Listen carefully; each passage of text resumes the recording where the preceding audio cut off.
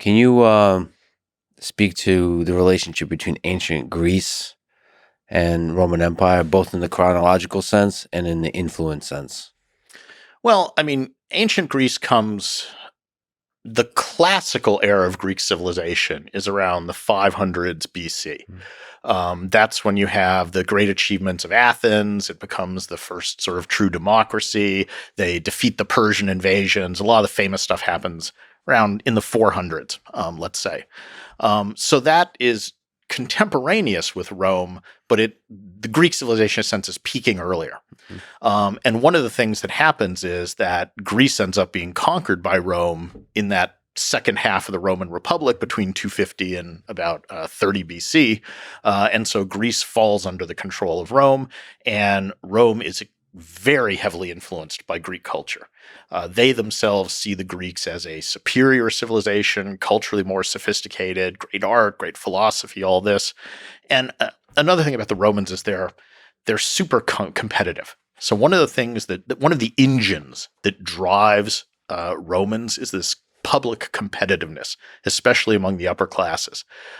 They care more about their status and standing among their peers than they do about money or even their own life.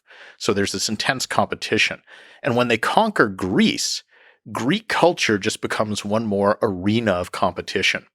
So Romans will start to learn Greek. They'll start to memorize Homer. They'll start to see who can quote more passages of Homer in Greek in their letters to one another, because that increases their status. So Rome kind of absorbs Greek civilization, and then the two get fused together. The other thing I should mention in terms of influences that's really huge on Rome is the Etruscans. And this is one that comes along before the Greeks. So the Etruscans were this kind of mysterious culture that flourished in northern Italy before the Romans, so way back 800 BC. They were much more powerful than the Romans. They were kind of a loose confederation of states. For a while, the Romans even seemed to have been under Etruscan control. The last of the Roman kings was really an Etruscan guy, pretty clearly. But the Etruscans end up giving to Rome, or you could say Rome ends up stealing, perhaps, a lot of elements of Etruscan culture. And many of the things that we today think of as distinctively Roman, that, as our cliches of what a Roman is, actually aren't truly Roman. They're stuff they stole from the Etruscans. So just a couple examples. The toga. Mm-hmm. What do you think of a Roman? It's a guy wearing a toga, and the toga is the mark of Roman citizen. Well, that's what Etruscan kings wore, probably. Gladiator games. We associate those very intensely with the Romans. Well, they probably stole that from the Etruscans. A lot of Roman religion. Jupiter is a thunder god. All sorts of divination. The Romans love to, chop open animals and look at their livers and predict the future. That comes from the Etruscans. Watching the flight of birds to predict the future. That comes from the Etruscans.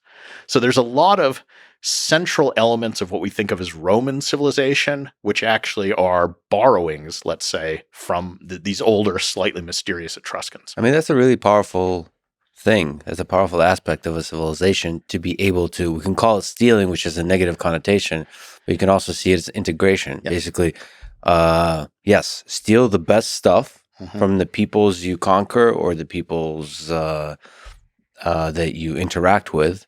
That's not every empire does that. There's a lot of nations and empires that when they conquer, they annihilate versus integrate.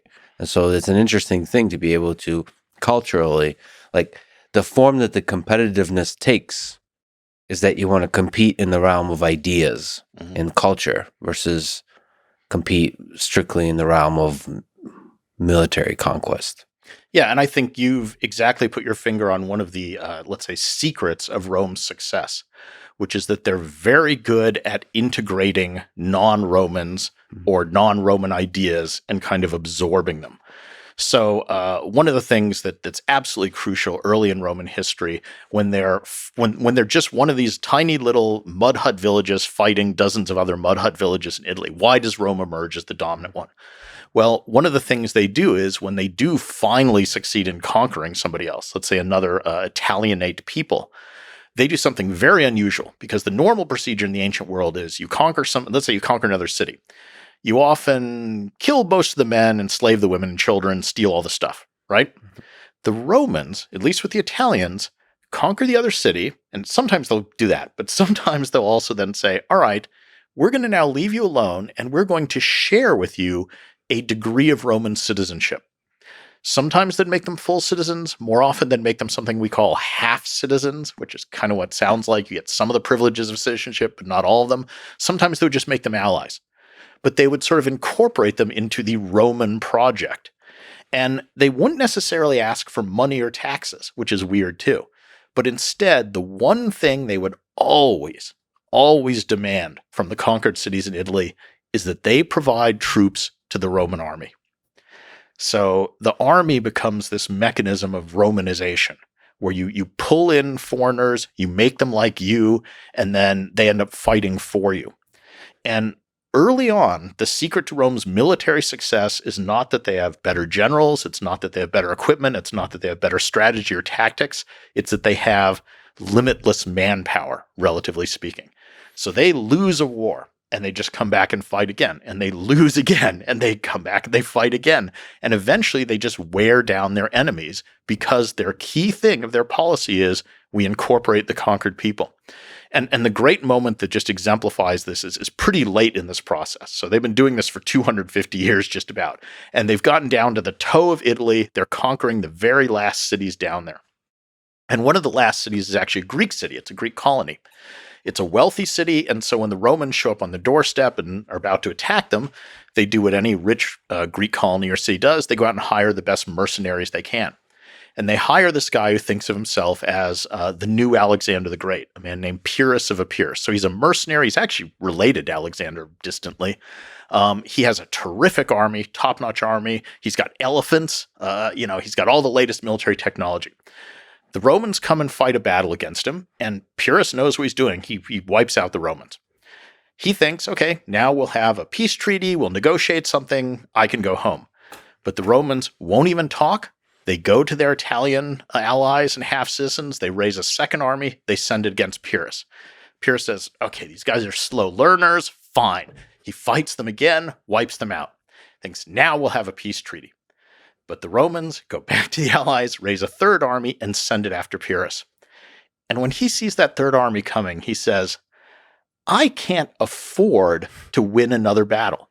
I win these battles, but each time I lose some of my troops, and I can't replace them. And the Romans just keep sprouting new armies. So he gives up and goes home. So Rome kind of loses every battle, but wins the war. And Pyrrhus, one of his officers, has a great line as they're kind of going back to Greece. He says, fighting the Romans is like fighting a hydra. And a hydra is this mythological monster that when you cut off one head, two more grow in its place. So you can just never win. That's fascinating. So that's the secret to Rome's early success. It's not the military strategy. It's not some technological asymmetry of power. It's literally just manpower. Mm-hmm. Early on. And later, the Romans get very good when we're into the empire phase now. So once they have emperors into the AD era of kind of doing the same thing by drawing in the best and the brightest and the most ambitious and the most talented local leaders of the people they conquer. So when they go someplace, let's say they conquer a tribe of what to them is barbarians, they'll often take the sons of the barbarian chiefs, bring them to Rome and raise them as Romans. Damn. And so it's that whole way of kind of turning your enemies into your own strength. And the Romans start giving citizenship to areas they conquer. So once they move out of Italy, they aren't as free with the citizenship, but eventually they do. So they make Spain, a lot of cities in Spain, they make all citizens and other places. And soon enough, the Roman emperors and the Roman senators are not Italians. They're coming from Spain or North Africa or Germany or wherever. So, as early as the 2nd century AD of the Roman Empire. So the first set of emperors, the first 100 years were all Italians. But right away at the beginning of the 2nd century AD, you have Trajan, who's from Spain. And the next guy, Hadrian's from Spain. And then a century later, you have Septimius Severus, who's from North Africa. You would later get guys from Syria. So, the actual leaders of the Roman Empire are coming from the provinces. That's and brilliant. It's that openness to incorporating foreigners, making them work for you, making them want to be part of your empire that I think is one of Rome's strengths. Yeah, taking the sons is a brilliant idea Yeah. and bringing them to Rome because it's a kind of a generational Mhm. integration. And the Roman military later in the empire is this giant machine of 500,000 people that takes in foreigners and churns out Romans. So the army is composed of two groups. You have the Roman legionaries, who are all citizens. But then you have another group that's just as large, so about 250,000 of each, 250,000 legionaries, 250,000 of the second group called auxiliaries.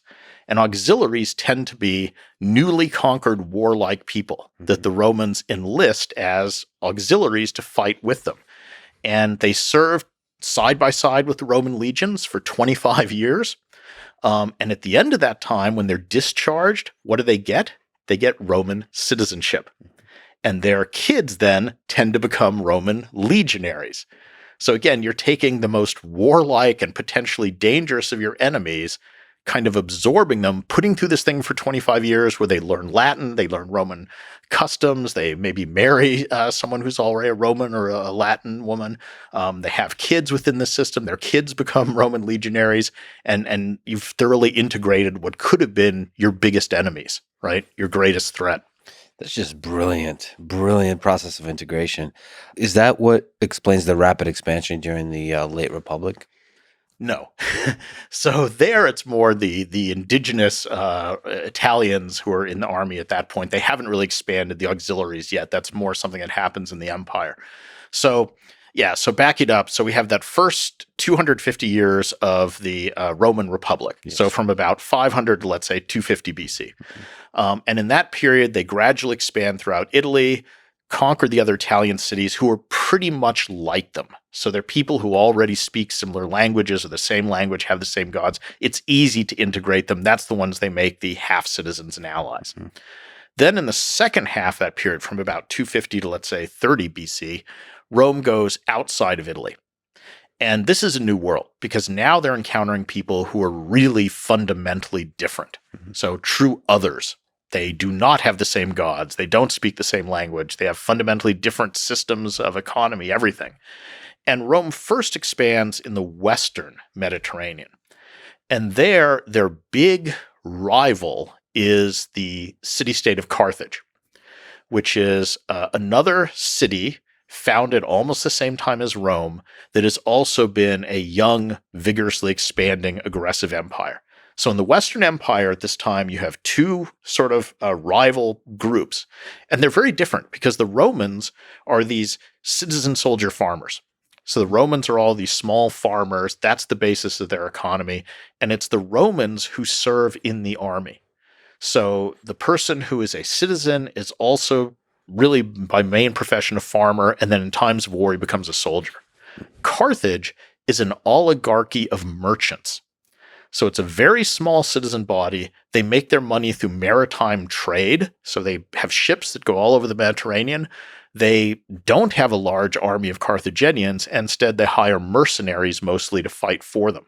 So it's almost these two rival systems. You know, it's different philosophies, different economies, everything. Rome is strong on land, Carthage is strong at sea. So there's this dichotomy. But they're both looking to expand, and they repeatedly come into conflict as they expand. So Carthage is on the coast of North Africa, Rome's in central Italy. What's right between them? The island of Sicily. So the first big war is fought purely dictated by geography. Who gets Sicily, Rome or Carthage? And Rome wins in the end. They get it. But Carthage is still strong. They're not weakened. So Carthage is now looking to expand. The next place to go is Spain. So they go and take Spain. Rome, meanwhile, is moving along the coast of what today is France. Where are they going to meet up? On the border of Spain and France. Mm-hmm. And there's a city at that point, at this point in time, called Saguntum. The second big war between Rome and Carthage is over. Who gets Saguntum? So, I mean, you can just look at a map and see this stuff coming. Sometimes geography is inevitability. And I think in the course of the wars between Rome and Carthage called the Punic Wars, there is this geographic inevitability to them.